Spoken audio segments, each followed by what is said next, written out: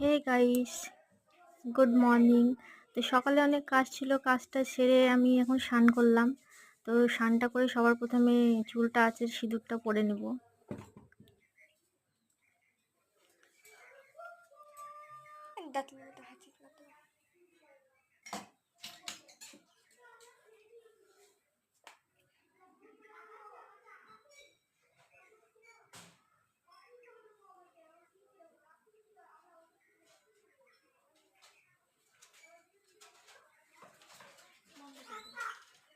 তো সিঁদুর পরা আমার হয়ে গেল, তারপরে চলে যাব ঠাকুর ঘরে, কেননা পুজোর তো করতেই হবে।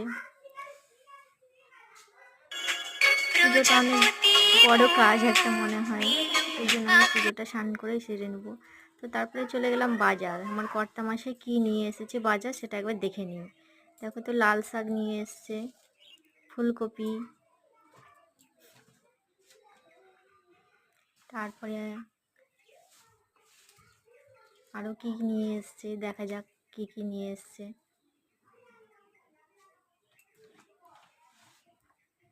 এটা হচ্ছে তোমার পাট শাক। এটা হচ্ছে কী বলো তো, এটা হচ্ছে মোচা। মোচা ছাড়াতে তো আমার ভীষণই বিরক্ত লাগে, আমার একদম মোচা ছাড়াতে ভালো লাগে না। তারপরে বেগুন, তারপরে দেখো এই যে চিংড়ি মাছ নিয়ে এসেছে।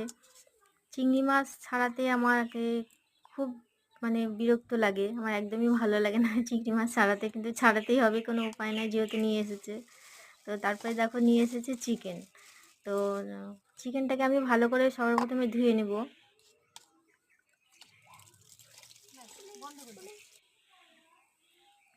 কিছু আমার জামা কাপড় রয়েছিল, জামা কাপড় বলতে বিছানার চাদর টাদর ভীষণ নোংরা হয়েছিল, তো সেগুলো একটু ওয়াশিং মেশিনে দিয়ে দিলাম, অনেক দিন ধরে পড়েছিল।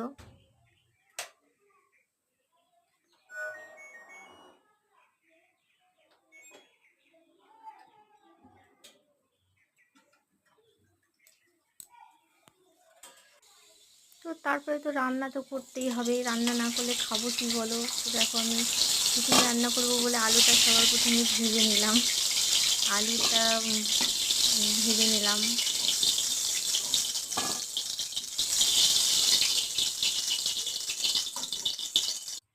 তো তারপরে দিয়ে দিলাম পেঁয়াজটা।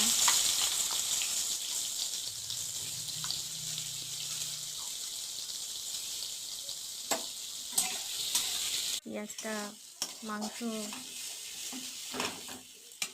মশলা কষা হয়ে গেছে, ঠিক আছে। তারপরে দিয়ে দিলাম চিকেন।